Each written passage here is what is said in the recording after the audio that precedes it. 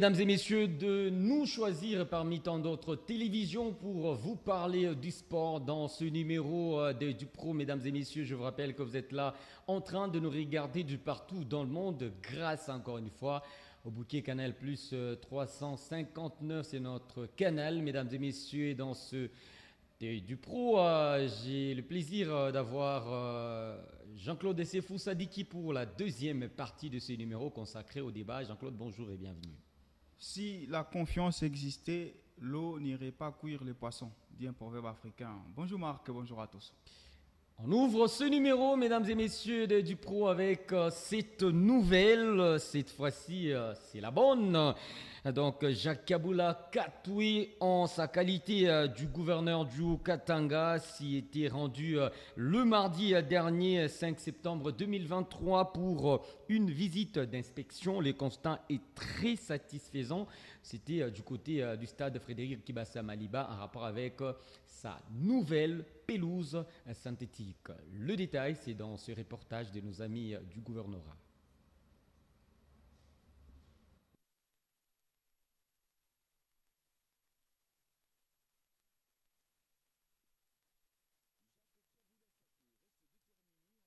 Jeunesse okatongaise d'infrastructures sportives modernes et dignes de la grandeur de la province qu'il dirige.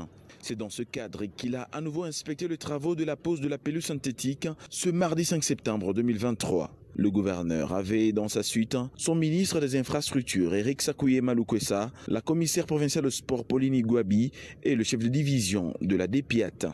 Une pelouse acquise par le gouvernement provincial en Italie à la maison Limonta, certifiée par la FIFA. Les gouverneurs et toute sa suite ont suivi avec satisfaction les explications sur la nature des travaux exécutés sur l'aire des Jeux de ces cadres sportifs totalement rénovés et qui devra incessamment revoir les compétitions internationales. Ça nous rassure premièrement que la qualité de la pelouse, c'est une pelouse requise, mais aussi les travaux, la qualité des travaux qui se font ici nous rassure que le stade d'ici peu sera un stade homologué qui pourra accueillir des compétitions africaines, des compétitions internationales. Bien avant, le chef de l'exécutif provincial s'était rendu au quartier Kilobé-Lobé dans la commune annexe où il a inspecté les travaux de la pose d'une autre pelouse synthétique dans l'enceinte de la paroisse catholique Saint-Abraham. Ce terrain est destiné à l'encadrement de la jeunesse de cette partie périphérique de la ville de Lubumbashi. À son passage, Jacques Kaboula Katoué a fait l'objet de scènes de liesse, une façon pour eux de l'encourager pour le travail qu'il abat au jour le jour pour le développement de la province cuprifère. Et voilà, coup de chapeau au gouverneur Jacques Kaboula Katoué parce que vous avez regardé ce reportage à la fin en rapport avec cet autre RDG qui va devoir permettre également à la jeunesse de bien évoluer. C'était dans le fait fond de la ville de Lubumbashi. Il était accompagné, le gouverneur, justement par la commissaire ou madame le commissaire, j'y arrive, de sport pour le compte de la province du Haut-Katanga. Il s'agit là de Pauline Igwabi. Dans la deuxième partie de ce numéro avec vous, Jean-Claude Essefou, nous allons parler de la Ligue nationale de football en République démocratique du Congo. Finalement, le calendrier a été bel et bien modifié dans les deux zones. Je m'explique. La zone ouest et également la zone centre-sud, avec déjà 7 semaines de rencontres. On va toucher juste les 2 matchs prévus pour le dimanche. Lupopo qui sera reçu par la formation des Panda à Likasi. Mazembe qui sera reçu dans ce stade de Kamalondo par la formation de Lubumbashi Sport. Et également l'équipe de Renaissance qui va recevoir du côté du stade Tata Raphaël la formation de Kouya pour le compte de la zone ouest. Déjà votre constant rapport d'abord avec ce nouveau calendrier pour cette semaine. Bon, moi je pense que le mot réaménagement du calendrier, il est le nôtre. En République démocratique du Congo, c'est la chanson de toutes les saisons. On s'est toujours demandé pourquoi le calendrier, quand il sort au départ, il ne comporte pas toutes nos réalités. Alors que ceux qui doivent normalement les tisser doivent tenir compte de tous les paramètres, de toutes les réalités de notre pays. Et surtout cette saison, ça serait le calendrier le plus facile à concocter, mais il me semble que déjà le premier, l'initial calendrier là, avait beaucoup d'irrégularités. Et si vous regardez même les analystes Ça fait 10 ans que nous crions sur ça. On se dit, mais les gens qui élaborent les calendriers de la Ligue nationale de football, ils les font en état d'ébriété ou ils le font à l'état normal. On se toujours demandé, mais curieusement aussi celui-ci avait beaucoup d'irrégularités. Par exemple, l'AS Vita Club, ça va faire 2 semaines que les championnats a commencé. Vita Club n'a toujours pas joué. Lupopo, c'est à peine qu'il va jouer son match, même si le dernier a été gagné sur tapis vert. Il y a d'autres équipes qui n'ont même pas commencé. Don Bosco, c'est un match. On supposerait face à Sanga Balende, mais Sanga Balende n'était pas là. Donc on s'est toujours demandé, c'est la même maladie. C'est comme si elle est incurable, la nôtre, puisqu'on tisse un calendrier pas sur base des réalités, sur base des paramètres. Or, vous savez, un calendrier, c'est comme un horaire de cours. Vous regardez la saison sportive, elle a 10 mois. Vous regardez les dates internationales, ça veut dire que les dates FIFA qui seront couvertes par la sélection. Et sur base de ça, vous concoctez un calendrier sur base de 3 jours. Donc, une équipe doit normalement jouer tous les 3 jours. Comme notre pays, c'est un pays continent, on peut se passer 6 jours. Ça va. Une équipe qui joue dimanche doit jouer après 7 jours, c'est l'autre dimanche. Donc, c'est très facile qu'on ait justement un calendrier qui est assidu, qui est inclusif. Mais avec nos organisateurs, c'est toujours la même maladie. On n'a toujours pas compris pourquoi. Mais ils sont très rapides pour s'adapter. Et ça, c'est quand même le fleur que je leur jette, puisqu'à chaque fois qu'il y a une irrégularité, ils essaient de s'y mettre pour un tout petit peu y pallier. Voilà pourquoi ils ont l'autre calendrier qui est là pour réaménager, pour permettre à ce que Lupopo joue, Renaissance joue, mais également l'équipe de Lubumbashi Sport. Donc voilà, il n'y a pas trop à dire, même si l'initial calendrier a été tout simplement chaotique. On va parler justement de cette demande de l'équipe du FC Saint-Ola Lupopo, que les gens aujourd'hui disent que aujourd'hui c'est Lupopo, demain peut-être ça sera une autre formation. Est-ce que ce calendrier de la Lina Foot, il est manipulable, influencé par les sociétaires? Écoutez, il faut quand même se dire une chose en face, que le football aujourd'hui, c'est un business. Et quand on parle du business, on voit 2 parties. Ça veut dire qu'il y a la partie qui vient et la partie qui achète et l'autre qui vend. Et donc, il faut qu'il y ait les coûts permanents. On ne peut pas diriger un championnat sur base d'une dictature. Non, ça n'existe pas. D'ailleurs, on le disait en off. Juste pour qu'un média vienne acheter les droits télé, un média doit aussi proposer quelque chose. Il peut vous dire, mais attention, pour que je paye votre championnat, je voudrais que les matchs Lupopo Mazembe ne se jouent pas à Lubumbashi, mais se jouent à Kalemi. Et vous, parce que vous avez besoin de cette contrepartie financière, vous ne pouvez qu'accepter. Et donc aujourd'hui, je ne vois pas de mal si une équipe qui joue l'Afrique, or on le sait que les championnats préparent les matchs africains.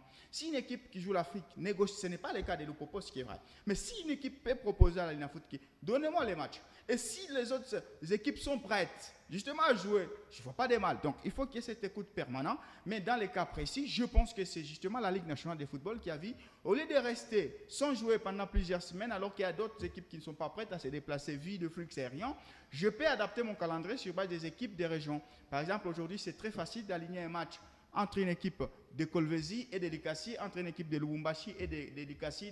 Donc, c'est très facile. Et donc, c'est une adaptation rapide, comme si vous partez du côté de Kinshasa. C'est facile à ce que Renaissance joue Rangers, Renaissance joue Système, Pouya, puisqu'il y a quand même cette probabilité à ce que les équipes se rencontrent. Donc, moi, je trouve que c'est bien de s'adapter. Nous sommes dans un championnat presque amateur, dans un championnat où socialement la société est difficilement vivable. Donc on ne peut que continuer à réfléchir sur base des courts termes afin qu'on s'adapte aux difficultés et y trouver des solutions. Des bons sparring partenaires pour les cheminots, justement une très bonne réponse à leur demande. Justement, aujourd'hui, ça fait 5 saisons que moi je vous assure que si on met de côté la désorganisation, si on met de côté la facilitation avec les arbitres et tout, sportivement, nous avons un bon championnat. Sportivement, nous avons des talents. Notre pays regorge de talents. Quand tu regardes les joueurs des Bazano te jouer, alors qu'ils ont des difficultés financières, mais quand tu regardes son rendement sur le terrain, tu te dis que nous avons la chance, mais sauf que nous ne savons pas exploiter. Donc sportivement, aujourd'hui, tous les 20 clubs qui participent, même Tinkunku qui était repêché de manière un tout petit peu forfaitaire avec Donatien Chimanga, vous sentez que les équipes sont capables de vous opposer un bon sparring partner. Donc, Mazembe ne peut jamais se plaindre. D'ailleurs, Mazembe, j'avais suivi le dire, comme dire qu'aujourd'hui, jouer le Lubumbashi Sport, jouer Bazano, c'est devenu tellement compliqué puisque ces équipes vous opposent une résistance farouche. Donc, sportivement, tous les clubs qui sont engagés en Ligue nationale de football sont aptes à vous opposer une résistance farouche. Et surtout que nous serons encore dans le tour préliminaire on ne s'attend pas à de la fauche, même si c'est Koukouné, c'est pas quand même la foudre de guerre. Je crois que c'est un bon sparring partenaire, un blessing, et même l'équipe de l'Espana qui se peaufine, même si on sait qu'avec l'Espana, il faut un peu relativiser. Mais je trouve que c'est bien de jouer 480 minutes avant de pouvoir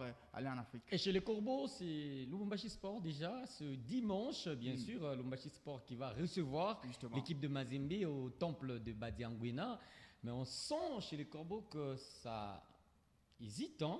Il y a un peu de doute dans le choix de Lamine Diaye en rapport avec ses avant-centres. Également d'autres alignements, entre autres avec Olapado et aussi d'autres joueurs comme Félix Traoré. Comment vous trouvez cette organisation Mazembe justement avant ces grands matchs? Pourquoi on dit grands matchs?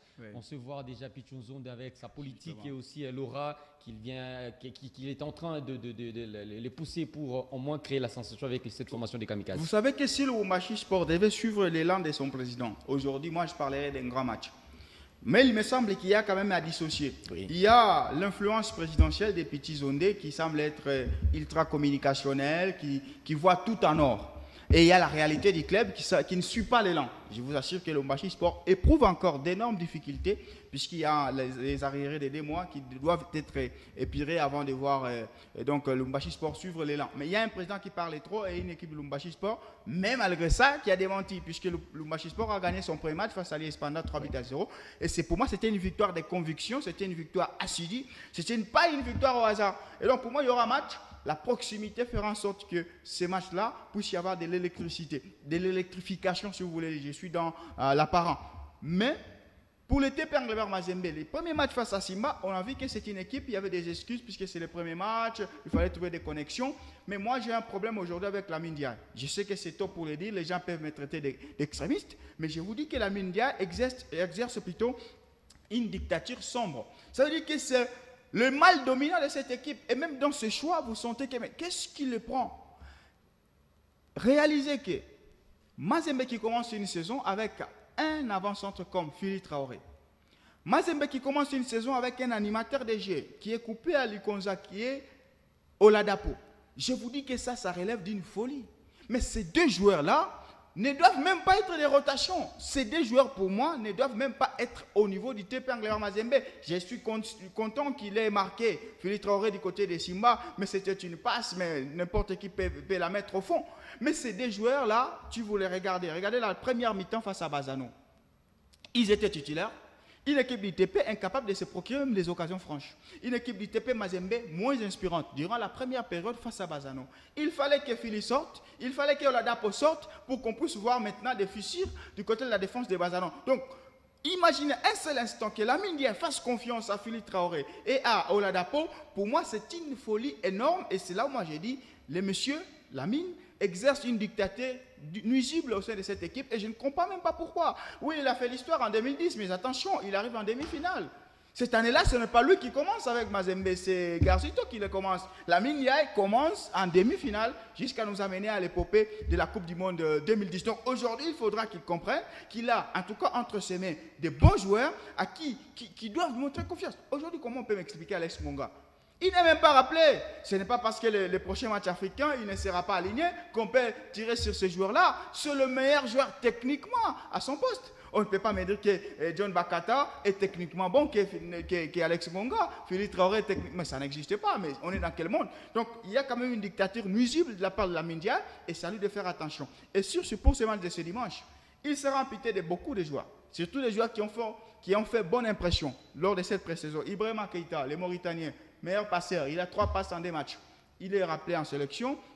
Aouchango, qui a fait une bonne impression lors de son entrée face à Bazano, le Gabonais, qui sera également rappelé, qui a rappelé en sélection. Moukoro, lui n'a même pas encore joué avec les TP. Il sera en sélection. Sadi Badio, les 2 matchs, c'est lui le titulaire. Il est déjà à Kinshasa avec les Léopards de la République démocratique du Congo. Donc il y a 4 bons joueurs qui ont commencé la bonne saison, qui ne seront pas là. Et donc c'est quand même un grand coup à jouer de la part de Lubumbashi Sport, d'en profiter pour peut-être essayer de faire bouger les TP Englebert Mazembe.